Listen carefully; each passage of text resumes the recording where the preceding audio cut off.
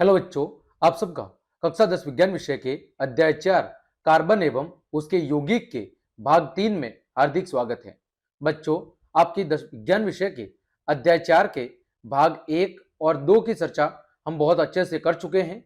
उसी कड़ी में आज हम भाग 3 के तहत हम बच्चों कार्बन यौगिकों के रासायनिक गुणधर्म और कुछ महत्वपूर्ण कार्बन यौगिकों की चर्चा करेंगे। तो बच्चों, यदि आपने पार्ट 1 और पार्ट 2 नहीं देखा है तो उसके लिंक वीडियो के डिस्क्रिप्शन में है, या फिर बच्चों चैनल की प्लेलिस्ट पर जाकर आप भाग 1 और भाग 2 को जरूर देखें ताकि भाग 3 को समझने में आपको किसी भी प्रकार की कोई दिक्कत ना आए। तो बच्चों चलिए क्लास शुरू करते हैं। बच्चों, आज की इस क्लास में हम बात करेंगे कार्बन यौगिकों के रासायनिक गुणधर्मों की। बच्चों, सबसे पहला गुणधर्म है वो है बच्चों दहन। बच्चों, दहन यौगिकों के वायु की उपस्थिति में जलकर जल और कार्बन डाइऑक्साइड देने की प्रक्रिया को क्या कहा जाता है बच्चों? दहन कहा जाता है।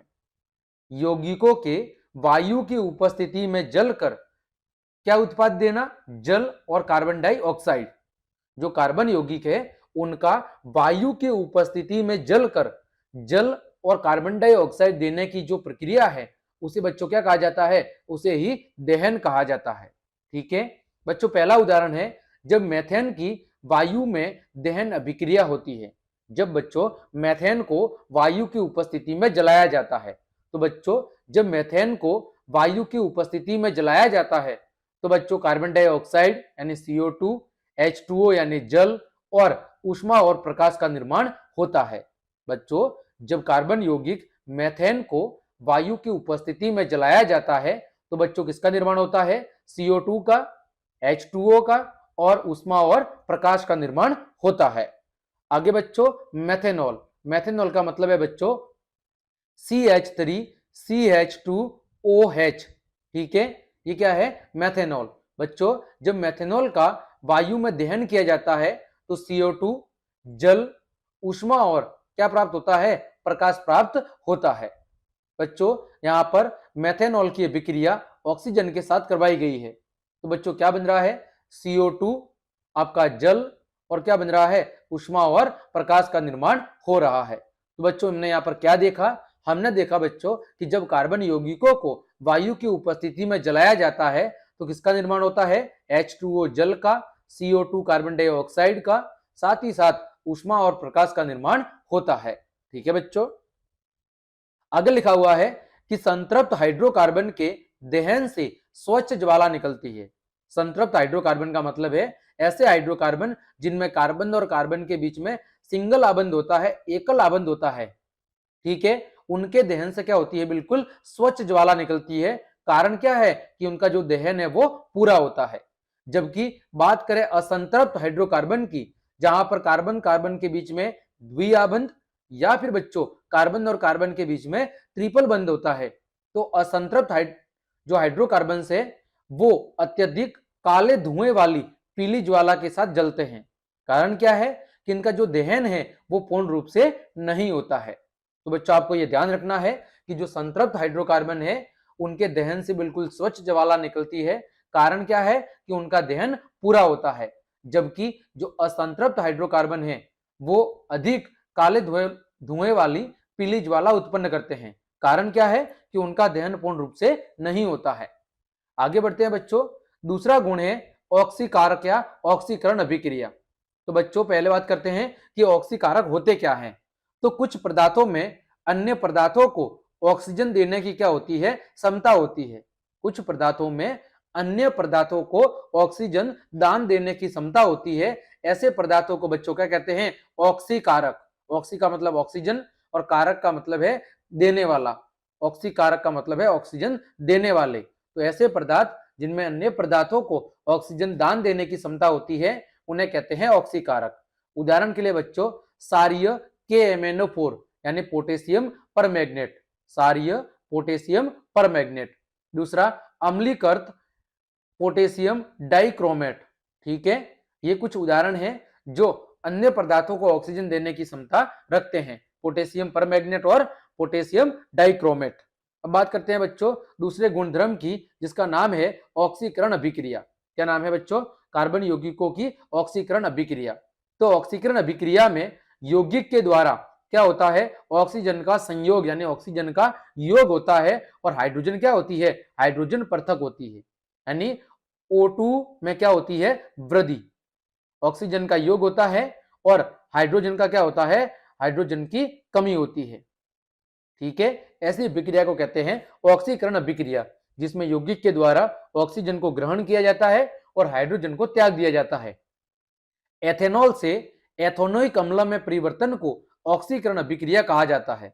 इसको बच्चों, एथेनॉल से एथेनोइक अम्ल के अंदर जो परिवर्तन है उसे कहा जाता है ऑक्सीकरण अभिक्रिया, क्योंकि एथेनॉल से एथेनोइक अम्ल बनने में ऑक्सीजन का क्या होता है, योग होता है, और हाइड्रोजन क्या होता है, हाइड्रोजन पृथक होता है, अलग होता है। बच्चों देखो उदाहरण के लिए यहां पर आपके सामने एथेनॉल दिया हुआ है, सूत्र क्या है, C2H5OH, क्या कह सकते हैं, CH3CH2OH। ठीक है, और यहां पर क्या किया जा रहा है, क्षारीय KMnO4 या अम्लीय आपके K2Cr2O7 की उपस्थिति में इसकी अभिक्रिया करवा रहे हैं। तो बच्चों ये एथेनॉल किसमें परिवर्तित होता है, एथेनोइक अम्ल में। किसमें परिवर्तित होता है, एथेनोइक अम्ल में, CH3COOH। यहां पर कौन सा प्रकारात्मक समूह जुड़ रहा है, कार्बोक्सिलिक अम्ल। ठीक है, तो यहां पर एथेनॉल किसमें परिवर्तित हो रहा है, एथेनोइक अम्ल में। तो देखो बच्चों, पहले यहां पर ऑक्सीजन परमाणु कितना था, केवल और केवल एक था। अब ऑक्सीजन परमाणु कितना है, ऑक्सीजन परमाणु 2 है। पहले हाइड्रोजन परमाणु कितने थे, हाइड्रोजन परमाणु कुल थे हाइड्रोजन 6, अब कितने हैं, अब हाइड्रोजन है 4। यानी बच्चों ऑक्सीजन में वृद्धि हो रही है और हाइड्रोजन में कमी हो रही है। तो ऐसी अभिक्रिया जिसमें यौगिक के अंदर ऑक्सीजन का योग होता है यानी ऑक्सीजन की वृद्धि होती है और हाइड्रोजन की कमी होती है, ऐसी अभिक्रिया को बच्चों ऑक्सीकरण अभिक्रिया के नाम से जाना जाता है। ठीक है बच्चों, आगे बढ़ते हैं। आगे बात कर रहे हैं संयोजन अभिक्रिया के बारे में। बच्चों संयोजन अभिक्रिया का मतलब होता है योगात्मक अभिक्रिया। कौन सी अभिक्रिया, योगात्मक अभिक्रिया। संयोजन का मतलब ही होता है जुड़ना। ठीक है, तो बच्चों असंतृप्त यौगिक को, असंतृप्त यानी जहां कार्बन और कार्बन के बीच में या तो डबल आबंध है या फिर कार्बन और कार्बन के बीच में ट्रिपल बॉन्ड है, तो असंतृप्त यौगिकों को संतृप्त यौगिक बनाने के लिए परमाणु अथवा परमाणुओं का समूह को असंतृप्त यौगिकों में जोड़ा जाता है। इसे ही कहते हैं संयोजन अभिक्रिया। यानी जब किसी असंतृप्त यौगिक को यानी या तो एल्किन समूह को या फिर एल्काइन समूह, एल्किन और एल्काइन समूह को जब हमें किसमें बदलना हो, एल्केन समूह में बदलना हो, भाई या तो एल्किन श्रेणी जिसमें कार्बन और कार्बन के बीच में क्या होता है द्विआबंध, या फिर एल्काइन श्रेणी जिसमें कार्बन और कार्बन के बीच में क्या होता है त्रिआबंध। तो ये कौन से हाइड्रोकार्बन है, असंतृप्त। जब हमें असंतृप्त को संतृप्त में बदलना होता है, संतृप्त में क्या होता है, कार्बन और कार्बन के बीच में सिंगल आबंध होता है, तो फिर ऐसे में हम क्या करते हैं, इन एल्किन या एल्काइन के साथ में किसी परमाणु या परमाणुओं के समूह का योग कराते हैं। ऐसी अभिक्रिया को कहते हैं संयोजन अभिक्रिया। इस अभिक्रिया का जो उपयोग है सामान्यतः निकेल उत्प्रेरक के उपयोग से वनस्पति तेलों के वनस्पतिकरण में किया जाता है। इस अभिक्रिया का उपयोग वनस्पति तेलों से वनस्पति घी के निर्माण के अंदर किया जाता है। ठीक है बच्चों, उत्प्रेरक क्या होते हैं, उत्प्रेरक बच्चों वे पदार्थ होते हैं जो अभिक्रिया को प्रभावित किए बिना या तो अभिक्रिया की दर को बढ़ा देते हैं या फिर अभिक्रिया की दर को घटा देते हैं। उत्प्रेरक वे पदार्थ होते हैं जो अभिक्रिया को प्रभावित किए बिना ज्यादातर अभिक्रिया की जो दर है उसको क्या कर देते हैं, अभिक्रिया की दर को बढ़ाने का काम करते हैं। ठीक है, अब बच्चों संयोजन अभिक्रिया का उदाहरण क्या है, देखो वनस्पतिकरण अभिक्रिया। कौन सी अभिक्रिया, वनस्पतिकरण अभिक्रिया, जिसकी मदद से किया जाता है बच्चों, जिसकी मदद से जो वनस्पति तेल है, वनस्पति तेल को बच्चों वनस्पति घी के अंदर बदला जाता है। किसमें बदल जाता है, वनस्पति तेल को वनस्पति घी के अंदर बदला जाता है। बच्चों असंतृप्त हाइड्रोकार्बन निकेल या पैलिडियम नामक उत्प्रेरकों की उपस्थिति में हाइड्रोजन क्या करता है, जोड़ता है। असंतृप्त हाइड्रोकार्बन निकेल या पैलेडियम नामक उत्प्रेरक की उपस्थिति में अपने साथ क्या करता है, हाइड्रोजन का योग करता है और क्या बनाता है, संतृप्त हाइड्रोकार्बन बनाता है। इसी अभिक्रिया को बच्चों कहते हैं वनस्पतिकरण अभिक्रिया। क्या कहते हैं, इसी अभिक्रिया को कहते हैं वनस्पतिकरण अभिक्रिया। उद्योगों में इस अभिक्रिया का उपयोग वनस्पति तेलों का वनस्पतिकरण यानी वनस्पति तेलों को वनस्पति घी बनाने के लिए किया जाता है। ठीक है। वनस्पति जो तेल होते हैं उनमें कौन सी कार्बन की श्रृंखला पाई जाती है? असंतृप्त कार्बन की श्रृंखला पाई जाती है, जबकि जंतु वसा में संतृप्त कार्बन श्रृंखला पाई जाती है। तो इस अभिक्रिया के जरिए वनस्पति तेलों को वनस्पति घी के अंदर बदला जाता है और इसी अभिक्रिया का दूसरा नाम है हाइड्रोजनीकरण। क्या नाम है बच्चों? हाइड्रोजनीकरण भी कहा जाता है, क्योंकि इसमें क्या होता है? इसमें बच्चों हाइड्रोजन का योग होता है। ठीक है, उदाहरण आपके सामने दिया हुआ है। ये क्या है बच्चों? ये आपके असंतृप्त हाइड्रोकार्बन है। कैसा है बच्चों? असंतृप्त हाइड्रोकार्बन, क्योंकि यहां पर कार्बन और कार्बन के बीच में बच्चों क्या है? द्विआबंध है। तो ये क्या है? असंतृप्त हाइड्रोकार्बन। और इसकी अभिक्रिया किसकी उपस्थिति में करा रहे हैं? इसकी बच्चों अभिक्रिया करा रहे हैं निकेल उत्प्रेरक की उपस्थिति में। तो यहां पर बच्चों क्या होता है? हाइड्रोजन का क्या होता है? योग होता है। और क्या बनता है? संतृप्त हाइड्रोकार्बन। क्या बनता है बच्चों? संतृप्त हाइड्रोकार्बन। जहां पर कार्बन और कार्बन के बीच में क्या होता है बच्चों? जहां पर कार्बन और कार्बन के बीच में सिंगल आबंध होता है। क्या होता है? कार्बन और कार्बन के बीच में सिंगल आबंध होता है।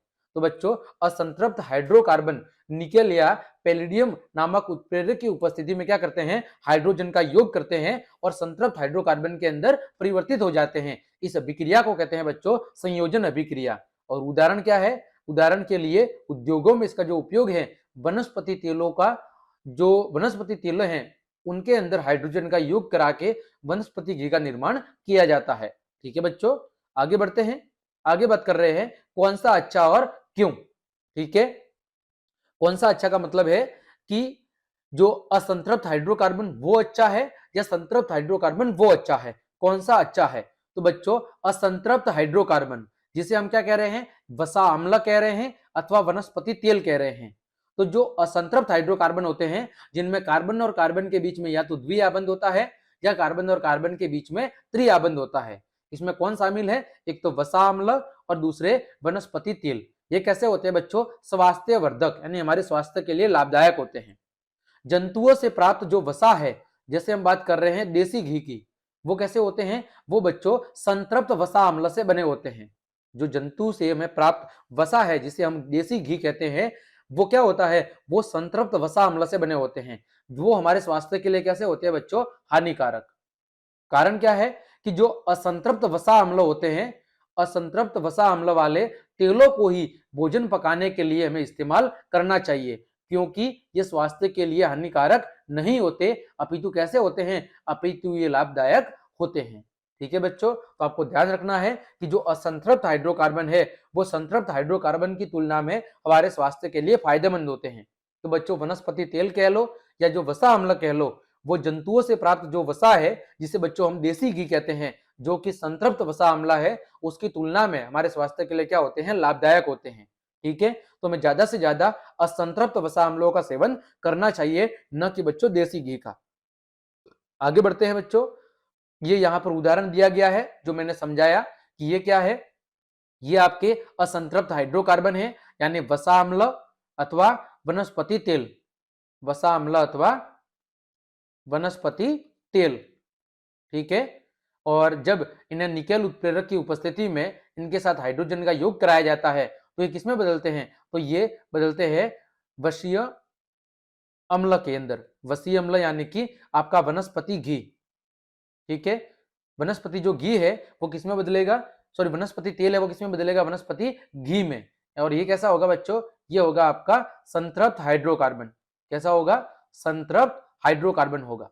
ठीक है, जो हमारे स्वास्थ्य के लिए क्या है? लाभदायक नहीं है। आगे बढ़ते हैं बच्चों। आगे बात कर रहे हैं प्रतिस्थापन अभिक्रिया। बच्चों हमने चैप्टर 1 के दौरान प्रतिस्थापन अभिक्रिया पढ़ी थी। ठीक है, तो बच्चों इसमें होता क्या है कि जो अधिक क्रियाशील तत्व है वो कम क्रियाशील तत्वों को उसके यौगिक से क्या कर देता है? विस्थापित कर देता है। इसे ही कहते हैं बच्चों प्रतिस्थापन अभिक्रिया। तो जो संतृप्त हाइड्रोकार्बन है वो क्या होते हैं? अत्यधिक अनअभिकृत होते हैं, यानी ज्यादा क्रियाशील नहीं होते हैं, तथा अधिकांश अभिकर्मों को उपस्थिति में क्या होते हैं? अक्रिय होते हैं।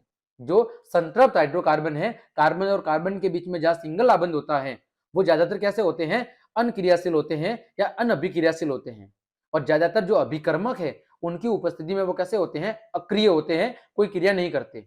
लेकिन सूर्य के प्रकाश की उपस्थिति में अति तीव्र अभिक्रिया में क्लोरीन का हाइड्रोकार्बन में क्या होता है? संकलन होता है, और क्लोरीन एक एक करके हाइड्रोजन के परमाणुओं का क्या करती है, प्रतिस्थापन करती है।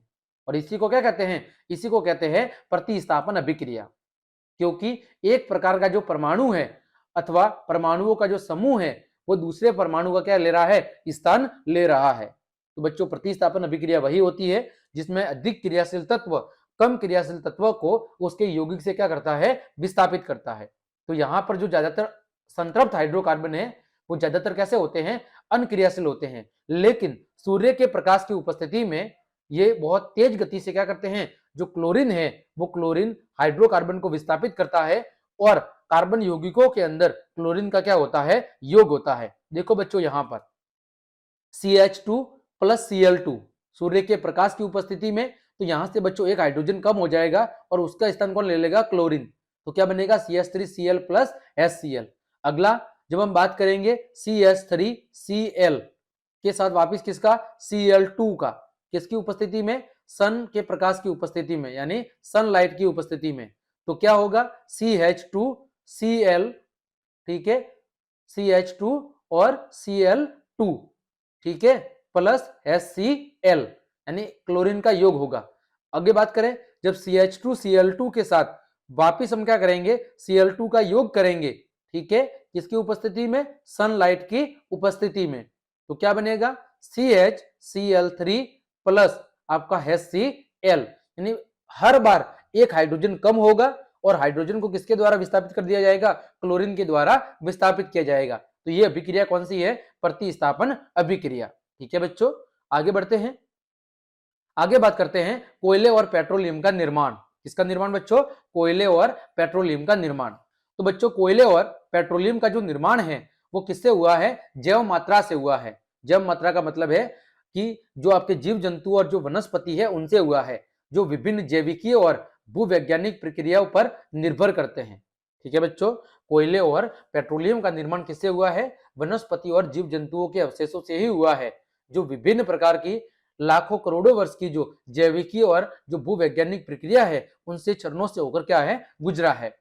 लाखों कोयला लाखों वर्ष पुराने वृक्षों, फर्न तथा अन्य पौधों को क्या है, अवशेष है। कोयला लाखों वर्ष पुराने वृक्ष, फर्न और अन्य पौधों का क्या है, अवशेष है। संभवतः भूकंप अथवा ज्वालामुखी फटने के कारण ये धरती में चट्टानों की परतों के नीचे क्या हो गए थे, दब गए थे। यानी पुराने जो वृक्ष है, जीव जंतु है, फर्न है, अन्य पौधे हैं, वो सब भूकंप अथवा ज्वालामुखी या अन्य प्राकृतिक आपदा के कारण क्या हो गए, धरती के अंदर नीचे चट्टानों के भाग के नीचे क्या हो गए, दब गए। और धीरे धीरे ये क्या हो गए, अपसहित होके ये क्या बन गए बच्चों, कोयला बन गए। धीरे धीरे भू रासायनिक जो प्रक्रिया है जो पृथ्वी के अंदर लगातार हो रही है, उन प्रक्रियाओं से धीरे धीरे अपसहित होकर वो क्या बन गए, कोयला बन गए। तेल और गैस लाखों वर्ष पुराने छोटे समुद्री पौधों तथा जीवों के क्या है, अवशेष हैं। वही बात करें तेल और गैसों की, तो वो लाखों वर्ष पुराने छोटे समुद्री पौधे और जो मर्त जीव है उनके क्या है, अवशेष हैं। उनके मर्त होने पर, यानी छोटे समुद्री पौधों और जीवों के मर्त होने पर उनके शरीर समुद्र तल में क्या हो गए, डूब गए और किससे ढक गए, गाज से ढक गए। उन मर्त अवशेषों पर बैक्टीरियाओं के आक्रमण से प्रबल दाब के कारण किसका निर्माण हुआ है, तेल और गैस का निर्माण हुआ है। ठीक है बच्चों, तो इस तरह हम कह सकते हैं कि कोयले और पेट्रोलियम का जो निर्माण है वो आज से लाखों वर्ष पूर्व जो जीव जंतु, जो आपके पादप है, वो जो किसी भी प्राकृतिक आपदा के कारण क्या हो गए, जमीन के अंदर नीचे दब गए, उनमें धीरे धीरे रासायनिक अभिक्रिया होती गई। उच्च ताप और दाब के कारण धीरे धीरे वो कोयले और पेट्रोलियम पदार्थों के अंदर क्या हो गए बच्चों, परिवर्तित हो गए। आगे बात करते हैं कुछ महत्वपूर्ण कार्बन यौगिक, जिसमें सबसे पहले बात करते हैं एथेनॉल की, यानी C2H5OH की। ये होता क्या है, इसके गुणधर्म क्या है और इसके उपयोग क्या है। तो बच्चों सबसे पहले बात करते हैं एथेनॉल के भौतिक गुणधर्मों की। तो बच्चों पहला गुणधर्म है कि जो एथेनॉल है वो कमरे के ताप पर द्रव्य अवस्था में पाया जाता है। कौन सी अवस्था में, कमरे के ताप पर ये द्रव अवस्था में पाया जाता है। यह एक अच्छा विलायक है। यहाँ पर बच्चों द्रव्य नहीं आएगा, द्रव आएगा। ठीक है, ये कमरे के ताप पर कौन सी अवस्था में पाया जाता है, द्रव अवस्था में। यह क्या है बच्चों, एक अच्छा विलायक है। क्या है बच्चों, अच्छा विलायक। विलायक का मतलब है बच्चों ये अन्य पदार्थों को अपने अंदर घोलने की क्षमता रखता है। एथेनॉल पानी से सभी अनुपातों में क्या है, घुलनशील है, यानी एथेनॉल पानी के अंदर घुलनशील है। इसकी जो दहनशीलता है वो क्या है, काफी उच्च है। इसका रंगहीन गंध और जलने वाला स्वाद, इसकी गंध ये कैसा है, पहला तो रंगहीन है, ठीक है, और गंध और जलने वाला स्वाद, इसकी जो गंध है और यानी ये इसकी एक अलग प्रकार की गंध आपको देखने को मिलती है, और इसका जो जलने वाला स्वाद है, यानी जब हम इसको जलाते हैं या इसको सूंघते हैं तो ऐसे स्वाद लगता है जैसे ये जल रहा है, ठीक है। इसका क्वथनांक कितना है, 351 केल्विन, जिस पर ये भाप के अंदर बदलना शुरू होता है। गलनांक कितना है, 156 केल्विन, कितना है, गलनांक 156 केल्विन। और इसकी प्रकृति कैसी है बच्चों, इसकी प्रकृति है उदासीन। कैसी प्रकृति है, उदासीन प्रकृति का ये होता है, ठीक है। तो ये उसके कुछ भौतिक गुणधर्म है। आगे बात करते हैं एथेनॉल के रासायनिक गुणधर्म। पहला है दहन, तो एथेनॉल ऑक्सीजन के साथ जल के क्या बनाता है, कार्बन डाइऑक्साइड और जल। एथेनॉल ऑक्सीजन के साथ जलकर आपकी क्या देता है, CO2, फिर आपका H2O और ऊष्मा और प्रकाश देता है। अगला है सोडियम के साथ अभिक्रिया। तो बच्चों जो एल्कोहल है वो सोडियम के साथ अभिक्रिया करके क्या बनाता है, हाइड्रोजन गैस बनाता है, और इसमें नया उत्पाद बनता है सोडियम एथोऑक्साइड। क्या बनता है, सोडियम एथोऑक्साइड। ये जो सूत्र दिया हुआ है CH3CH2ONA, ये किसका सूत्र है, सोडियम एथोऑक्साइड का, और साथ ही साथ आपकी हाइड्रोजन गैस देता है। हाइड्रोजन गैस की उत्पत्ति से एथेनॉल की जांच इस अभिक्रिया द्वारा की जा सकती है। हाइड्रोजन गैस की जो उत्पत्ति है, उस हाइड्रोजन गैस की उत्पत्ति से एथेनॉल की जो जांच है वो इस अभिक्रिया के द्वारा की जा सकती है, ठीक है। यानी यहाँ पर हाइड्रोजन गैस उत्पन्न हो रही है, इससे हम ये चेक कर सकते हैं कि इसमें एथेनॉल मौजूद है कि नहीं मौजूद है। आगे बच्चों एथेनॉल के रासायनिक गुणधर्म। अगला है निर्जलीकरण, ठीक है, यानी असंतृप्त हाइड्रोकार्बन बनाने की अभिक्रिया। क्या बनाने की, असंतृप्त हाइड्रोकार्बन बनाने की अभिक्रिया, जिसे हम कहते हैं निर्जलीकरण। क्या कहते हैं, निर्जलीकरण। तो 443 केल्विन ताप पर एथेनॉल को सल्फ्यूरिक अम्ल की अधिक मात्रा के साथ गर्म करने पर एथेनॉल का निर्जलीकरण होकर क्या बनता है, एथिन बनता है, ठीक है। कुछ देशों में एल्कोहल और पेट्रोल का मिश्रण एक स्वच्छ ईंधन की तरह इस्तेमाल किया जाता है। तो बच्चों निर्जलीकरण का मतलब है कि जल का निकलना, निर्जलीकरण का मतलब है जल का निकलना, यानी निर्जलीकरण यानी कि जल से निहित, जल से आपको क्या करना, जल से क्या कह सकते हैं, जल से रहित, जल से रहित करना, यानी इसके अंदर जो जल है उसको बाहर निकालना। तो बच्चों यहां पर देखो क्या है, एथेनॉल C2H5OH, इसमें जल मौजूद है। तो जब हम गर्म सांद्र H2SO4 के साथ इसे क्या करेंगे, गर्म करेंगे, तो इस एथेनॉल के अंदर जो भी जल मौजूद है वो जल क्या हो जाएगा, अलग हो जाएगा, और किसका निर्माण होगा, एथीन का, ठीक है। तो यहां पर जल क्या हो रहा है, एथेनॉल से अलग हो रहा है, इस वजह से इस विक्रिया को कहते हैं निर्जलीकरण। और यहाँ पर ये क्या है, संतृप्त हाइड्रोकार्बन, यहाँ पर कार्बन और कार्बन के बीच में सिंगल आबंध है, तो जो संतृप्त हाइड्रोकार्बन है वो किसमें बदल रहा है, वो बदल रहा है असंतृप्त हाइड्रोकार्बन के अंदर।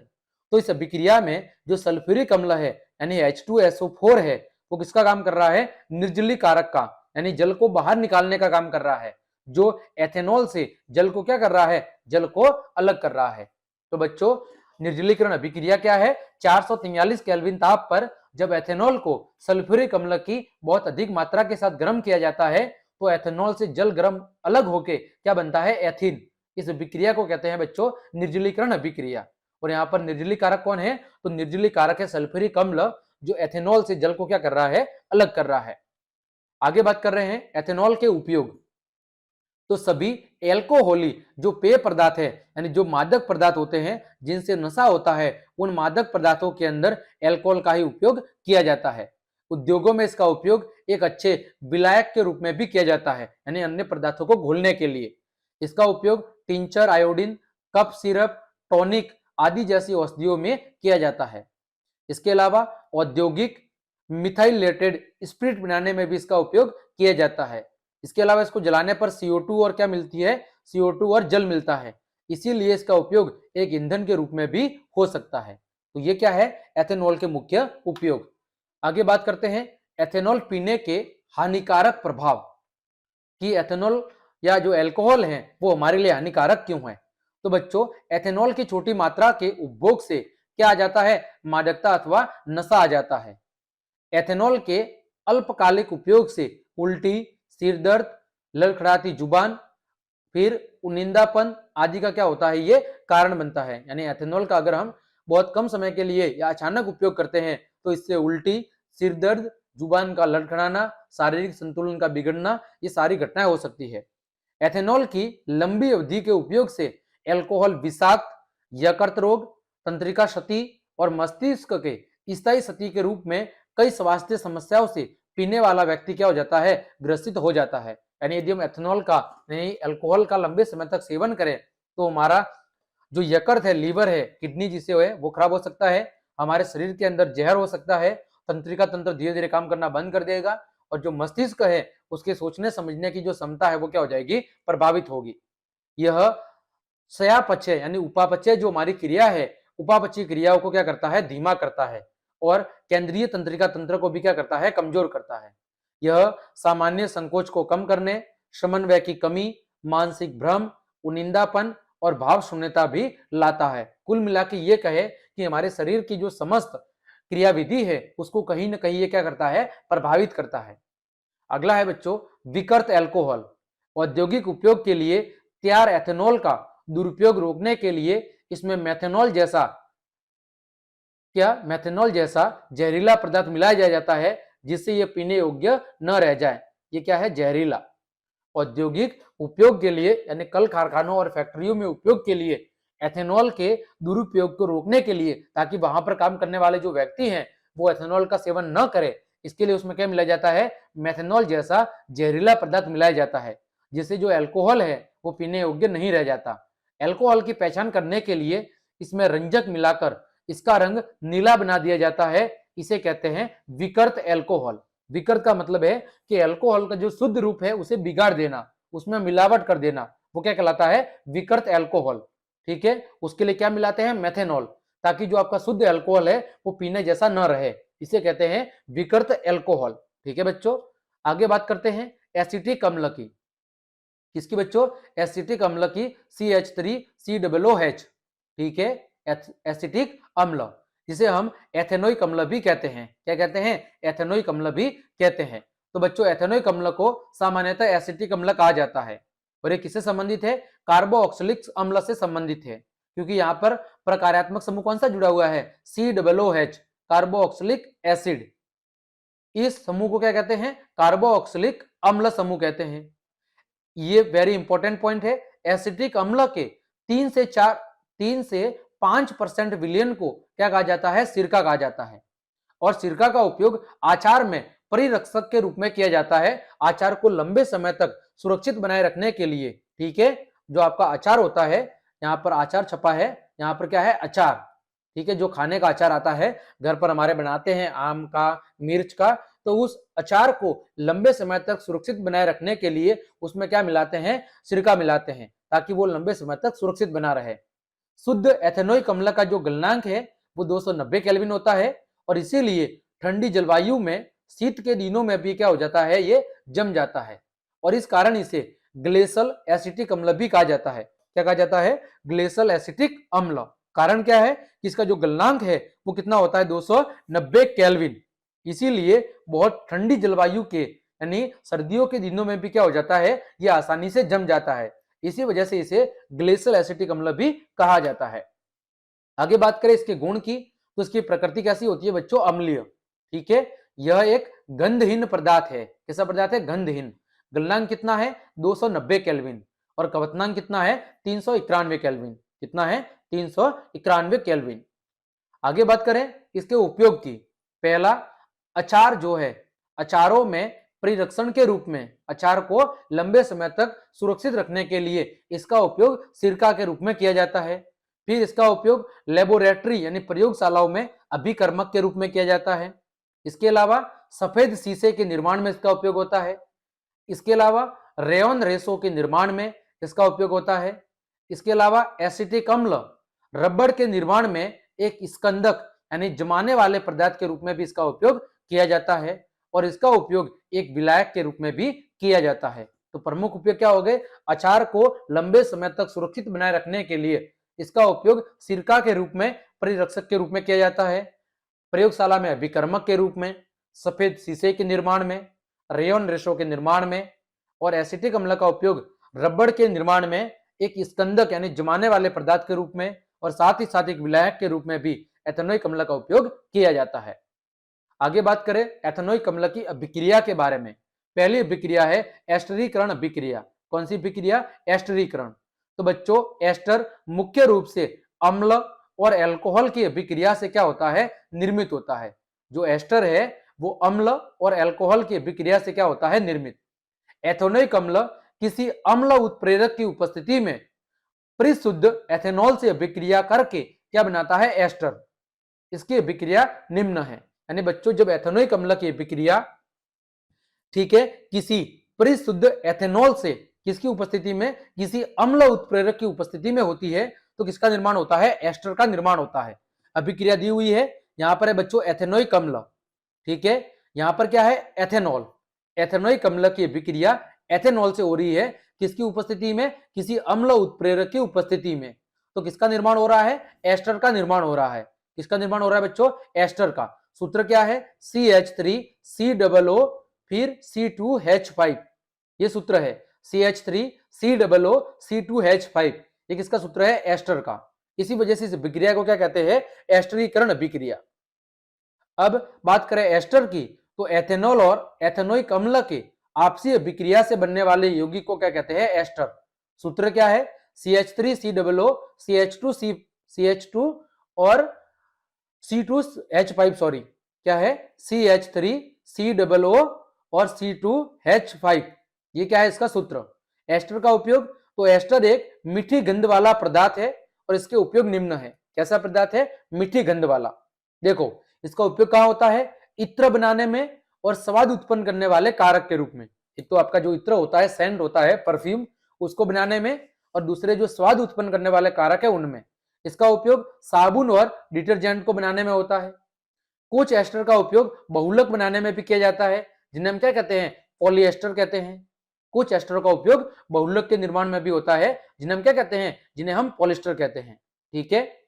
एस्टरीकरण अभिक्रिया क्या है? वह अभिक्रिया जिसमें एस्टर का निर्माण होता है उसे क्या कहते हैं? एस्टरीकरण अभिक्रिया कहते हैं, जिसकी चर्चा अभी हमने पीछे भी की है। आगे बढ़ते हैं बच्चों, आगे बात कर रहे हैं साबुनीकरण। तो अम्ल और सारक की उपस्थिति में एस्टर से पुनः एथेनॉल और एथेनोइक अम्ल बनाने की जो प्रक्रिया है उसे कहते हैं साबुनीकरण।